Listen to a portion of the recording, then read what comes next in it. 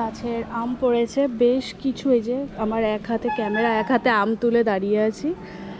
আর তো দেখতে পাচ্ছি না, এই যে এদিক ওদিক পড়ে আছে, কারণ এটা পাকতে শুরু করেছে। এত গরম পড়েছে না, এই জায়গা দেখতে পাচ্ছি না। এই দিকটা উপরে প্রচুর আম আছে, কিন্তু ব্যাপার হচ্ছে এই আমগুলোতে প্রচণ্ড পোকা হয় পেকে গেলে। তো এবার কেটে দেখতে হবে কি স্ট্যাটাসে আছে। আপাতত তো ঘরে নিয়ে গিয়ে ধুয়ে রাখি। কালকেও প্রচুর আম রেখেছি, প্রায় 2.5 কেজি আমি হিমসাগর রেখেছি। মায়ের রিয়াকশন দেখবো। মা, এই যে কিনলাম 4টে। হ্যাঁ, এমনি দিয়ে দিল।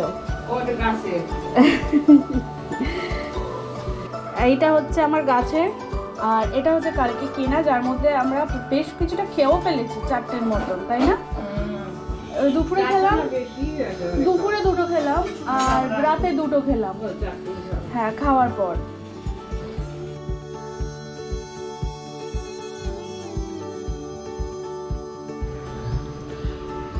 আমগুলোকে ভেতরে রেখে এসেছি। আর আজকে হচ্ছে মঙ্গলবার, আর মঙ্গলবার যেটা আমার সবচেয়ে বেশি প্রবলেম হয়ে যায় সেটা হচ্ছে মিল প্ল্যানিং, মানে আজকে সারাদিন রান্না কী হবে। অনেকেই এতদিনে বুঝে গেছেন যে কেন এই প্রবলেমটা হয়। নিরামিষ হলেই আমাদের এই প্রবলেমটা অ্যারাইজ করে। আর তার উপর আম, এই আমের একটা গল্প আছে। আমরা প্রচুর হিমসাগর এই বছর কিনে খেতে হচ্ছে, যেহেতু আমাদের একটা গাছে আম প্রচুর কম।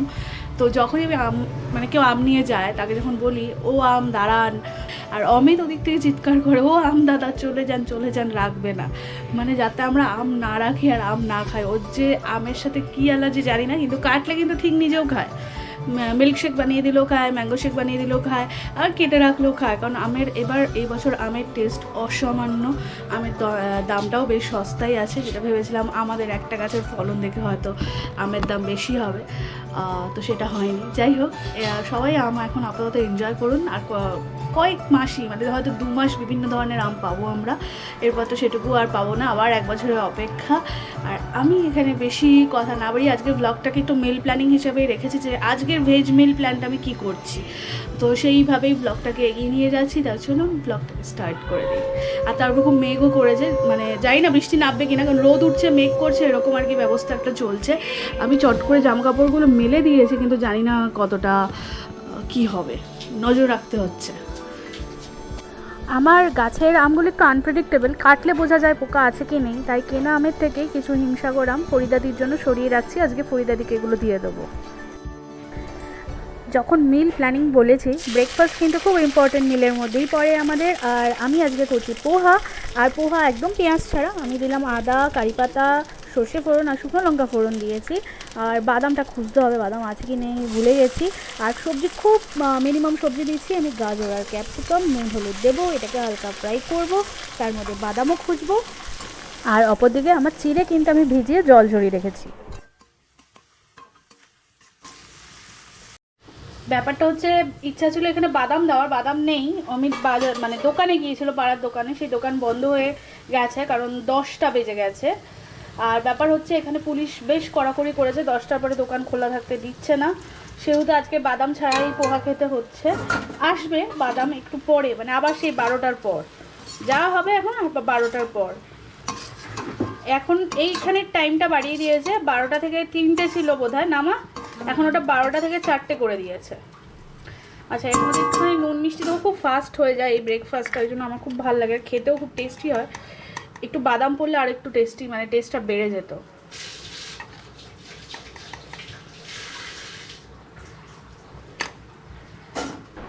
হ্যাঁ হ্যাঁ, মুখে কি? মুখে কি? আচ্ছা। ঘুম ভাঙলো তোর? এমনি তোমার কোয়েস্ট মলে আছে, তুমি যদি ড্রাইভিং আছে গাড়ি নিয়ে যাও। হয়ে গেছে। আরেকটা কড়াইয়ে কিন্তু আমি এখানে বসিয়ে দিয়েছি সর্ষের তেল, আর এই সর্ষের তেলটা প্রায় গরম হয়ে এসছে। কিন্তু কি করব সেটা একটুখানি বলে দিই। এখানে আছে 5 মিশালি তরকারি, অনেক ধরনের সবজি একদম মিক্সড করে নিয়েছি। আর এখানে হচ্ছে এইটা হচ্ছে 5 ফোড়ন আর হচ্ছে শুকনো লঙ্কা নিয়েছি, আর এইটাকে ভিজিয়ে রাখবো, এটা কালো জিরে আদা, এটাকে ভিজিয়ে রাখবো। এটার কাজটা পরের দিকে আছে। আর এখানে হচ্ছে আমি আপাতত এই ফোড়নটা দিয়ে দেবো, কারণ তেল প্রায় গরম হয়ে এসছে। আর এটা স্ট্রিক্টলি সর্ষের তেল কিন্তু নিতে হবে, নিরামিষ, একদম নিরামিষ রান্না। আর তার সাথে আমার যেটা চলছে, আমার কিচ্ছু খাইনি এখনো পর্যন্ত, মানে শুধু ওষুধ খেয়েছি, যেটুকু ওষুধ খেতে লাগে আমার উঠে ঘুম থেকে। আর এখানে হচ্ছে এটা মা গ্রিন টি রেডি করে রেখেছে, এর মধ্যে লেবু দিয়ে এখন আমি এটা খাবো। আর এটা কিন্তু এতটাই মানে বিরক্তিকর কাজ আরেকটা আমার কাছে, এই যে মানা হলেও হয়তো আমার এটা খাওয়াও হতো না। আমাদের বাড়িতে সবাই এখন সকালে উঠে ফার্স্ট গ্রিন টি খায়, এই যে যেটা ছেঁকে নিতে হয়। ওই টি ব্যাগটা হলে দেখবেন আরও সুবিধা হয়, কিন্তু এটা টি ব্যাগটা নয়। হ্যাঁ, এটা এখন আমি খাবো। এটা ভর্তি থাকে, আজকে একটু কম হয়ে গেছে, মাই বলেছে এরকম ভর্তি থাকে এতটা। এটা এখন খাবো, খুব ভালোবেসে খাই না, খুব বিরক্তিকর বিচ্ছিরি খেতে।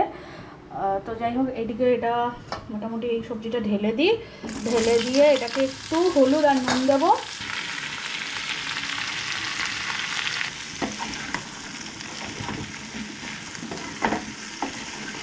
এটা এখন আপাতত ধিমে আছে, ভাজা হওয়ার জন্য রেখে দেবো। আর আপাতত শুকনো লঙ্কা ওপরে থাক, শুকনো লঙ্কাটা আমি পরের দিকে একটু তুলে নেবো, আবার রান্নার শেষে দেবো। আর জিরে যেটা আছে এটাকে আমি এবার হচ্ছে এটাতে বেটে নেবো। আচ্ছা, এর সাথে গোলমরিচ পড়ে, গোলমরিচ গোটা আমার কাছে নেই, শুধু আমি গুঁড়ো দিয়ে দেবো। তো আপাতত এটাকে বেটে নিই। আর এতটা জল দেবো না, একটু কমিয়ে দিই। এখানে বাটাটা হয়ে গেছে। বাটার ক্ষেত্রে একটা সাজেশান দেবো, সেটা হচ্ছে একটুখানি বেশি নেবেন, কারণ অল্প দিলে কিন্তু এর মধ্যে বাটাটা হয় না। আর একটু বেশি থাকলে থাকবে, পরে অন্য তরকারিতে অ্যাড করা যাবে। আর কালো জিরে আর আদাই তো আমরা তো খেয়েই থাকি এই জিনিসটা। আচ্ছা, এদিকে তরকারি স্ট্যাটাস হচ্ছে মোটামুটি আমার এটাও কিন্তু হয়ে গেছে। আমি আলুটা দেখি, তাহলে বুঝবো। হ্যাঁ, হয়ে গেছে। আর একটু হালকা একটু নুন লাগবে, টেস্ট করে যা বুঝলাম, একটু হালকা নুন।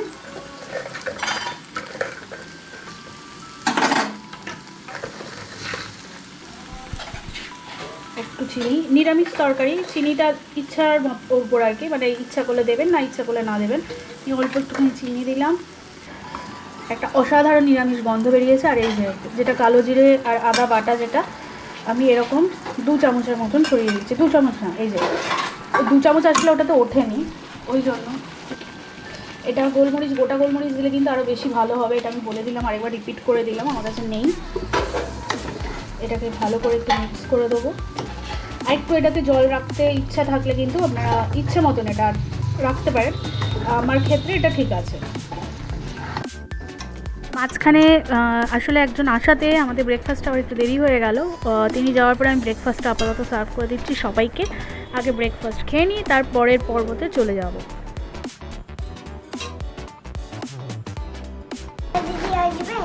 আজকে না, আসবে, নেহা দিদি খুব শিগগিরই আসবে। তুমি মিস করছো? রান্নার মাঝখানে মাঝে মাঝে বুব্বু ঢুকে যাচ্ছে, বুব্বু ছাড়া তো কিছু ইনকমপ্লিট আমার ব্লগে। কালকে তো এলোই তো, আবার তো পরে আসবে, একটু করোনা পোকাটা যাক, তারপরে নেহা দিদি আসবে, ঠিক আছে? আচ্ছা, যাও। আর এই নিরামিষ রান্না নিয়ে কিন্তু আমার বাড়িতে প্রচণ্ড যুদ্ধ হয়ে যায়। তো কালকে আমি রাত্রিবেলা যেটা করেছি, ছোলার ডাল অল্প ছিল, ওই জন্য ছোলার ডাল আর মুসুর ডাল মিশিয়ে ভিজিয়ে রেখেছি। আবার মুসুর ডালকে কিন্তু অনেকে আমিষ ভাবেন, কিন্তু আমি ডালের ক্ষেত্রে এটাকে অত মানি না, আমি বলে দিই। আর এখানে আদা কুচি নিয়েছি, এবার এগুলো না একসাথে বাটবো। হ্যাঁ মামা, এখানে ননস্টপ কুকিং আবার স্টার্ট হয়ে গেছে। এটা সাদা তেল দিয়েছি, এর মধ্যে এই যে এই বড়া ভাজবো। আর এই ডালটা যখন বাটছিলাম, এর মধ্যে আমি একটুখানি নুন আর একটুখানি হচ্ছে জিরের গুঁড়ো অল্প অ্যাড করে দিয়েছিলাম, আর কাঁচা লঙ্কা আদা তো আপনারা দেখেইছেন, এক্সট্রা আমি ওটাই অ্যাড করেছি। তেল এদিকে গরম হয়ে গেছে, সব দিকেই তেল বেসিক্যালি গরম হয়ে গেছে। জিরে, শুকনো লঙ্কা, তেজপাতা ফোড়ন দিলাম।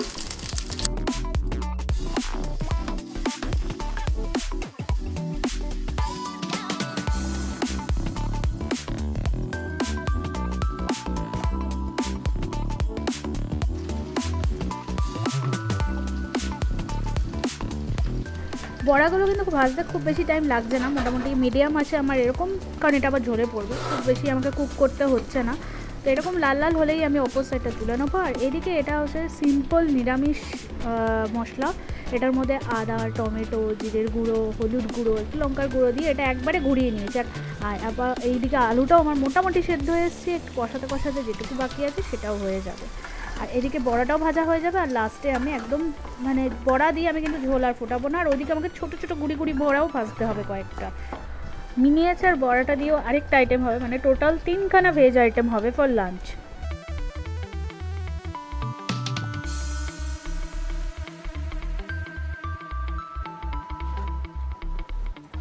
আজকে মিল প্ল্যান দেখাবো বলেই কিন্তু আমি ব্যাক টু ব্যাক রান্না করে যাচ্ছি, কিন্তু বাইরেও একটু যেতেই হবে, কারণ জানেন বাইরে না গেলে বুবু আমাকে টিকতে দেবে না। অলরেডি ওদিকে হাঁকাহাঁকি শুরু হয়ে গেছে, আর একটা আইটেমই বাকি আছে। আর বড়াটা দিয়ে আমি এবার ঝোলটা এটাকে যেটা আছে অফ করে দেবো গ্যাসটাকে, আর ঘি গরম মশলা দিয়ে দিচ্ছি, অফ করে ঢাকনা দিয়ে রেখে দেবো, আর লাস্ট আইটেমে চলে যাবো। আমি সর্ষে ফোড়ন আবার দিলাম তেলে। আর এটা হচ্ছে আম আমি সেদ্ধ করে নিয়েছি, এটা হচ্ছে গাছের আম। আর এই আমটা যেটা হচ্ছে যে কটা কুড়িয়ে এনেছিলাম তার মধ্যে একটা কাঁচা আম বেরিয়েছিল। আর এই আমগুলো না সহজে সেদ্ধ হয় না, তার জন্য প্রেশারে দিয়ে সেদ্ধ করতে হয়েছে। যে আমগুলো পাকার আগের পর্যায়ে থাকে, একটু হলুদ হলুদও আছে। তো সর্ষে ফোড়নের মধ্যে এটা দিয়ে দিলাম। আর এটা যেহেতু প্রেশারে সেদ্ধ করে নিয়েছি, তো পুরো ফুললি কুকড হয়ে গেছে, আমার বেশিক্ষণ লাগবে না। আর আমার সবচেয়ে প্রিয় এখন বিট নুনটা দেবো। যে মিনিয়েচার বড়াগুলো ভেজেছিলাম এটার জন্য, মানে বড়ার টক করব। আর এটা না বেসিক্যালি টক নেই, আমটা প্রায় একটু মিষ্টি মিষ্টি হয়ে এসছে, তার জন্য আমি একটুখানি তেঁতুলের কাঠ দেবো। আর সেই তেঁতুলটা হচ্ছে আমার সেই পিউরি করা, এখন তেঁতুল তো জানেনই মার্কেটে পাওয়া যায়, এই যে সেটা হচ্ছে এই তেঁতুলটা, একটু টক ভাবটা আনার জন্য। এই তেঁতুলের পেছনে গল্প আছে। আচ্ছা, নকুলদানাটা আগে দিয়ে দিই, এটাও ঠাকুরঘর থেকে এসছে। আর তেঁতুলের কাঠটাও কিন্তু ঠাকুরঘর থেকেই এসছে, কারণ ওটা মা এনেছিল ঠাকুরের বাসন মাজার জন্য, কিন্তু ওটা দিয়ে অত ভালো পিতলের বাসন পরিষ্কার হয় না, তার জন্য মা পুরনো পন্থাতেই ফিরে গেছে আর আমাকে এই তেঁতুলটা দিয়ে দিয়েছে। মা, তুমি আমাকে তেঁতুল দিলে, আমি তোমাকে ফুল দিলাম, শোধবোধ। এটা আবার কোত্থেকে পেলি তুই? জল আছে, গায়ে জল দিচ্ছে, ঠান্ডা ঠান্ডা লাগছে বাবু, ঠান্ডা ঠান্ডা জল দিলি। হ্যাঁ, থ্যাংক ইউ।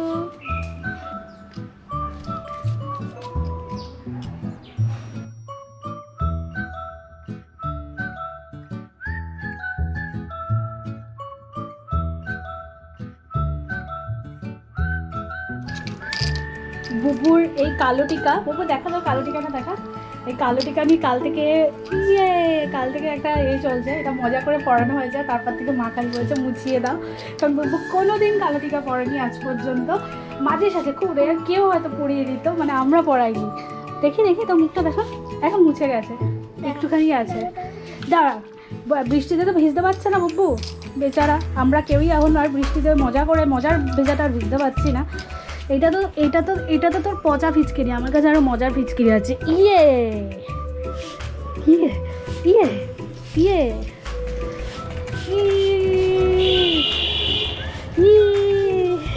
ও পুরো ভিজিয়ে দিচ্ছিস, চল স্নান করবি, চল এবার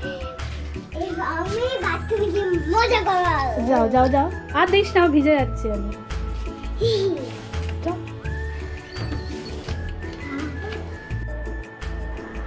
কে আমার সাথে এই সিচুয়েশানটা রিলেট করতে পারছেন তাদের থেকে কিন্তু আজকে আমি কমেন্ট চাই, একদম চাই। এখন বাজে বিকেল 4টে, আমার ল্যাপটপ দখলে হচ্ছে বুব্বুর, প্রবল চেষ্টা চালাচ্ছি যে একটু ঘুমো 4টে বেজে গেছে, কোনো লক্ষণই নেই, জানি না কতক্ষণে ঘুমোবে। ও ঘুমোলে আমি ল্যাপটপ নিয়ে আমার ড্রয়িংয়ের প্রচুর কাজ পড়ে আছে, সেগুলো নিয়ে বসবো।